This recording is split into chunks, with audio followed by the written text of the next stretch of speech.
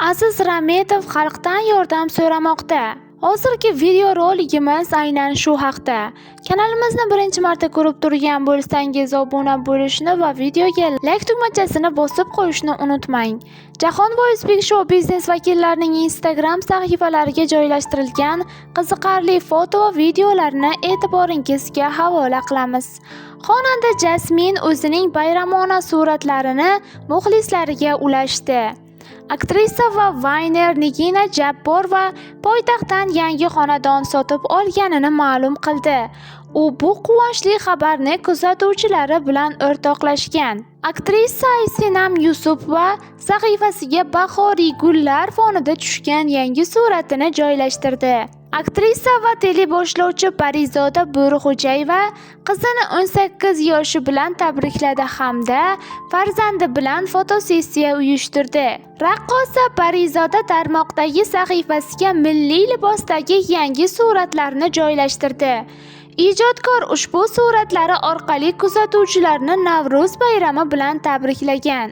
Taniqli aktrisa Muqaddas Sa'dullayeva hayotiy va falsafiy mulohazalarini muxlislari bilan o'rtoqlashdi. Insta-bloger Maryam Tillayeva qiymati $40,000 gacha bo'lgan sumkani xarid qilgani aks etgan videoni sahifasiga joyladi. Xonandalar Dilnoz Hakimova va Shahlo Salayeva Navro'z tadbirlaridan fotosini tarmoqlardagi sahifalarida qoldirdi. Tadbirkor va Insta-bloger Diyora Usmonova ijtimoiy tarmoqdagi sahifasiga qizi Maryam bilan tushgan suratini joyladi.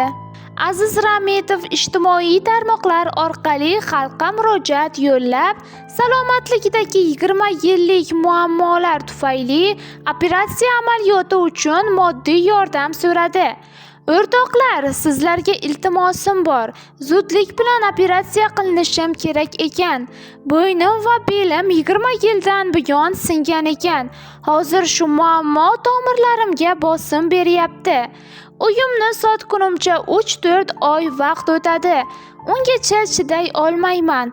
Operatsiyaga $50,000 kerak. Agar imkoningiz bo'lsa, 1 so'mdan bo'lsa ham ehson qiling. Men bor uyatdaman, yana noto'g'ri tushunmanglar, deydi u. Agarda sizga mashhurlar hayoti qiziq bo'lsa, obuna bo'lishni va videoga like bosishni unutmang.